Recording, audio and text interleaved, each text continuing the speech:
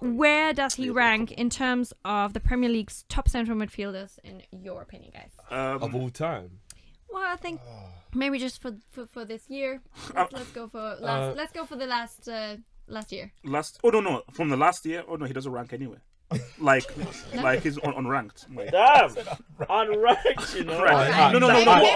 Brighton and Let's expand it. Let's be fair then. Okay, let's talk about from when he got here then. Yeah, fair enough. And when he went back, the 10 years. We gotta give him that credit. We gotta give him. Okay, let me think about Fabregas.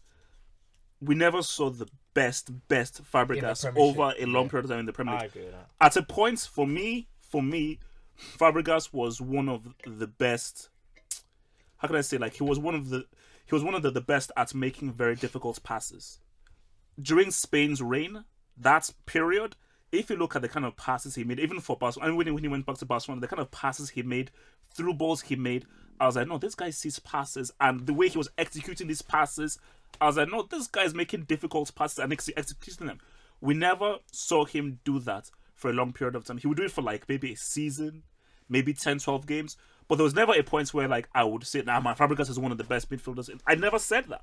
Like he never did what Scholes did, what Gerrard did. Okay, relax, chill. What Vieira did, what all these guys. There was a huge. You see the two clubs you just said. He was like up front for those clubs. He wasn't even a midfielder for Spain and Barcelona. He was like a false number 9. It was more Arsenal when his passing was on smash. And the first season at Chelsea, that was when. No. Barcelona.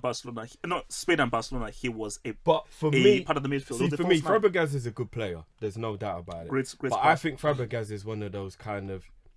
Is he great or is he very good players? Because for me, for a start, you need 90 minutes worth of stamina. I don't understand how you can be 25 and you can't play 90 minutes. Like, this guy is always substitute. He never finished games. I don't get that, personally. And I think longevity and stamina and things, they add to whether you're a great player. So if it goes to extra time, we can't have Fabregas anymore. That's shit. And for me, the consistency, he never was a great player from the first game to the 38th game. There'd be loads of times there'd be like 10 games and he wouldn't do anything and he'd go missing. Then he'll come back, then he'll go and it'll be like, I don't think we can call him a great. I've heard people saying he's one of the best midfielders of all time that's ever played in the Premier League. For me, that's ridiculous. Right, actually, no. I'm going to take issue with what Drifty just said. I can't finish full games as well, so you can't have beef against guys with low stamina. Yeah, but that's terrible. Matt, quickly, will you miss him? Let us know. Will you miss him? I think that the Premier League will miss him. I think what he done at Arsenal was something. Yeah, in a sense of miss him. Wait, how? Listen, in terms of like. We didn't miss him when he was here. Oh, wow. The way you're... Listen, I'm not saying Fabregas is one of the... Let me finish. Fabregas, man. Come on, bro. You lot are savage out here. What's going on? Let me just say my piece. Jeez, these lot are savages, you know. Listen, Fabregas is a very, very good player. He's not a great. He's not a great. Obviously, he's not on Gerrard's level, Lampard, I said Scholes. That's what I'm saying. But, listen, in Arsenal's time when they were considered one of the best teams in Europe, Fabregas was part of that. When Chelsea won the league, Fabregas was part of that. When Barcelona won the league, Fabregas was part of that. Was it the star? Let me finish. When Spain decided to do their false 9, who was the first false 9? I'm pretty sure it was Fabregas.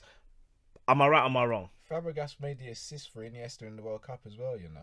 To get the winner. There you go. Come on, you can't call that an assist. No, but we're not saying... No, it was a 2-yard pass. Come on, anybody can make that pass. But we can say, you got to give man his credentials. We're not saying he's great. But he's a very, you very... said that we would miss him. What you're saying, he's the workhorse that didn't work that hard because he couldn't last 90 minutes. No. He's the type of player who you carry around because what he can do is amazing.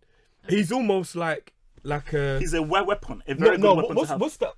A luxury player. I think Fabregas is a luxury player. No, easy. He can't defend. Nah, that's Ozil. That's Ozil. You can't. No, that's been disrespectful. No, Drifter, get out of there. Get out. He can't defend. You can't compare him to Ozil. He won't do anything. He can't finish games. Ozil is a luxury player. You can't say... Let's leave the Germans out of this. Still a sort topic. Wait. You can't call... Ozil is the definition of a luxury player. Yeah, Fabregas actually shows up and literally engineers things. What Fabregas was missing for 10 games. What Fabregas did Ozil ever do what Fabregas did for Barcelona and Spain? I think we can't make this comparison now, guys. We have to.